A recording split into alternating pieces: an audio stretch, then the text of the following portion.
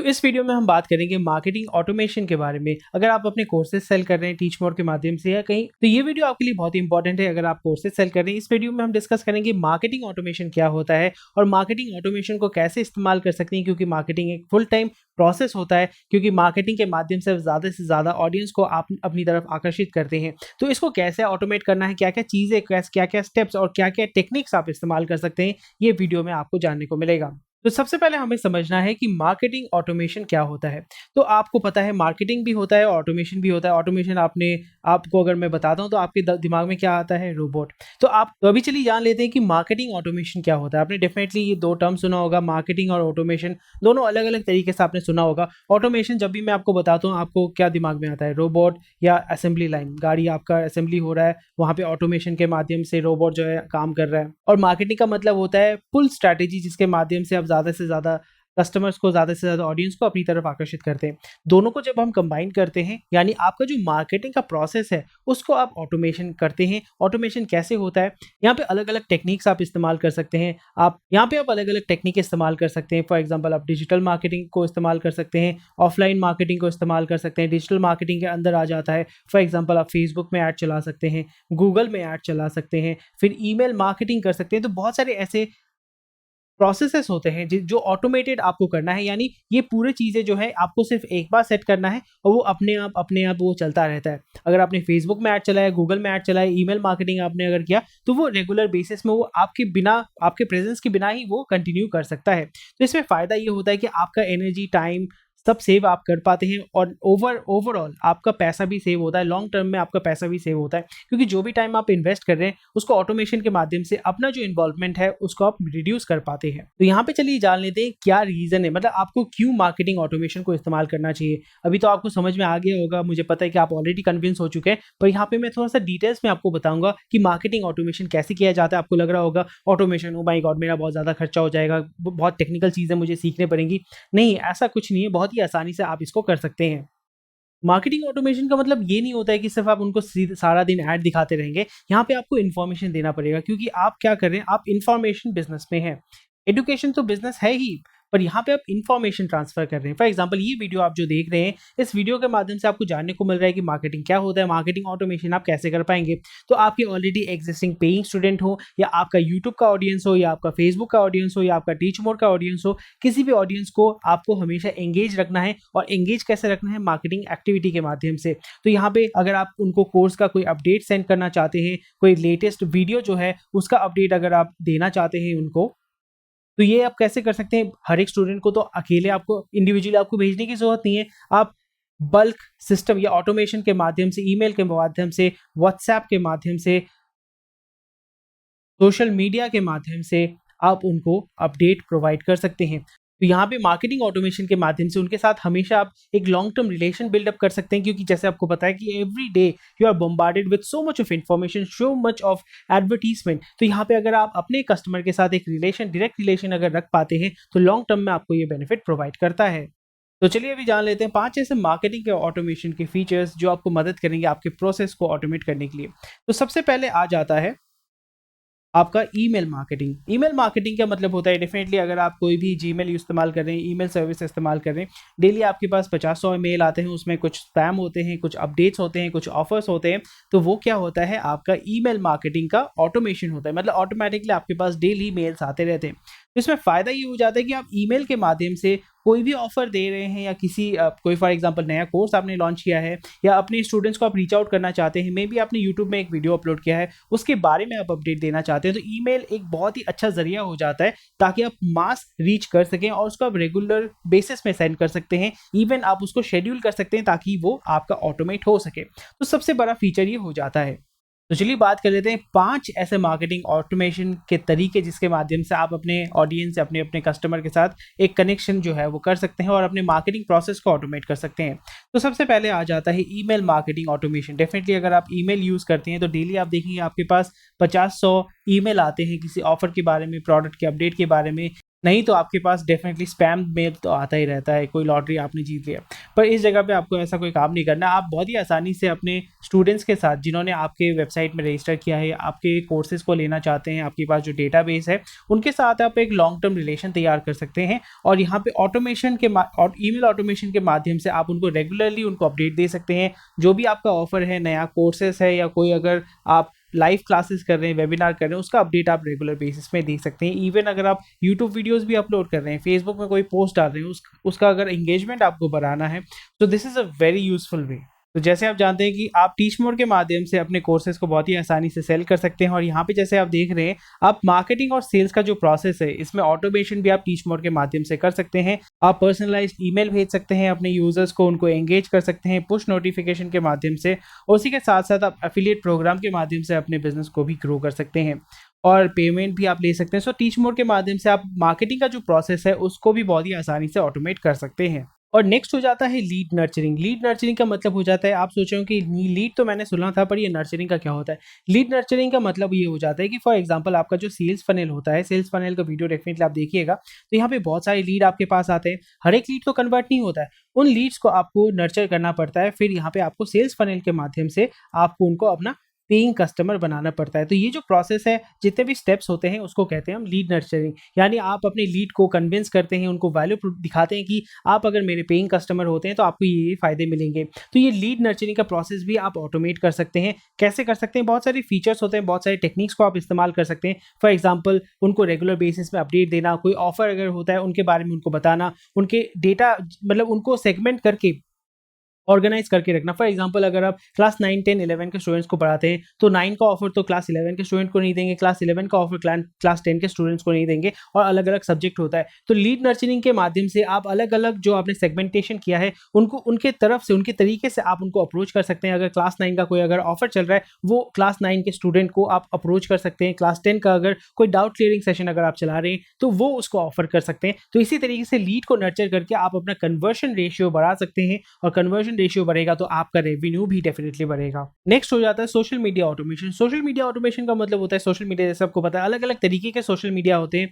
आपका Facebook, Instagram, YouTube, Twitter, ऐसे अलग-अलग सोशल मीडिया को आपको लेवरेज करना है और लार्जर ऑडियंस तक पहुंचना है। तो यहाँ पे सबसे बड़ा फायदा ये हो जाता है कि यहाँ पे फॉर एग्जांपल आप अलग-अलग तरीके के जो वीडियोस बनाते हैं, आप ये ट्रैक कर पाएंगे, इनसाइट्स या एनालिटिक्स जिसको हम कहते हैं। हर एक सोशल मीडिया आपको ये प्रोवाइड करता है। जब आप पब्लिश करते हैं कंटेंट को, वहाँ पे आपको पता चलता है कि अगर आपने 3 वीडियो डाला यहाँ पे, ये वीडियो फॉर एग्जांपल 1000 लोगों तक पहुँचा, ये वीडियो फॉर एग्जांपल 50 लोगों तक पहुँचा, ये वीडियो 500 लोगों तक पहुँचा, तो आपको ये पता चलेगा कि ये फर्स्ट टाइप का जो वीडियो है वो ज़्यादा लोगों को लुभा रहा है, वो ज़्यादा लोगों को अट्रैक्ट कर रहा है। तो आप फोकस करेंगे कि किस तरीके से मैं ज़्यादा फोकस जो है इस तरीके के वीडियो में कर पाऊँगा, ताकि आप ज़्यादा से ज़्यादा कस्टमर्स तक पहुँच सकें, ज़्यादा से ज़्यादा लार्जर ऑडियंस तक पहुँच सकें और वहाँ से लीड जनरेट करके आप अपने सेल्स को बढ़ा सकें। तो ये बहुत एक बड़ा फ़ायदा होता है। इसको आप शेड्यूल्ड पोस्ट के माध्यम से आप रेगुलर कस्टमर्स को या रेगुलर ऑडियंस को अपडेट दे सकते हैं, उनको डील्स या फीचर्स या जो भी आप ऑफर कर रहे हैं उनके बारे में उनको बता सकते हैं। तो ये सोशल मीडिया ऑटोमेशन के माध्यम से भी आप अपनी मार्केटिंग स्ट्रैटेजी को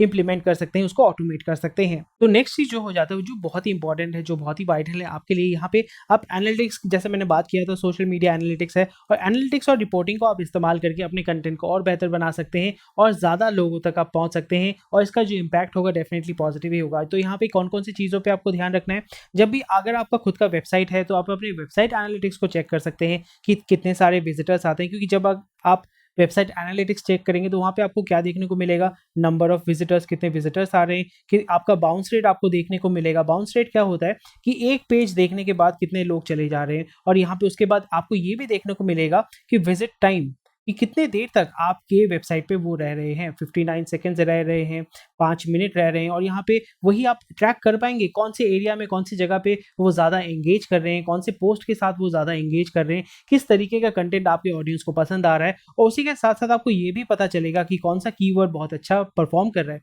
क्योंकि एसईओ के माध्यम से आपको ऑर्गेनिक ट्रैफिक मिलती है। ऑर्गेनिक ट्रैफिक का जो वैल्यू होता है वो ज़्यादा होता है और obviously organic traffic free of cost होता है। तो फॉर एग्जाम्पल आप अगर कोई भी एक कीवर्ड को लेके काम करते हैं और वो अगर डायरेक्ट गूगल अगर आपको रैंकिंग देता है और वहाँ से गूगल के पास आप भी जाते हैं क्वेश्चन पूछने के लिए, गूगल आपको फिर रीडायरेक्ट करता है बहुत हज़ार वेबसाइट के पास। तो आपका टारगेट ये होना चाहिए कि वेबसाइट एनालिटिक्स के माध्यम से आप ये फिगर आउट कर पाएंगे कि कौन सा चीज़ आपके ऑडियंस को बेहतर सर्विस प्रोवाइड करता है, सॉल्यूशन प्रोवाइड करता है और अट्रैक्ट करता है। नेक्स्ट चीज़ हो जाता है मल्टी चैनल एनालिटिक्स। तो जैसे आप समझ पा रहे हैं कि आपका अगर खुद का वेबसाइट है, फेसबुक है, ट्विटर है, यूट्यूब है, सबका अलग-अलग एनालिटिक्स होता है और हर एक को आपको मॉनिटर करना पड़ता है। पर यहाँ पे आपको इस चीज़ का एडवांटेज लेना चाहिए। बहुत सारे मार्केटिंग सॉफ्टवेयर्स आपको मिल जाते हैं, जिसके माध्यम से आप एक ही प्लेटफ़ॉर्म में, एक ही जगह पे जितने भी सारे जो चैनल्स हैं उनको कनेक्ट करके, जितने भी सारे आपके for example social media account हो जाते हैं, उसको कनेक्ट करके आप फिगर आउट कर पाएँगे कि आप फिर एक कॉमन ग्राउंड निकाल पाएँगे कि कौन-सा काम कर रहा है, कौन-सा काम नहीं कर रहा। तो ये बहुत बड़ा एडवांटेज आपको प्रोवाइड करता है।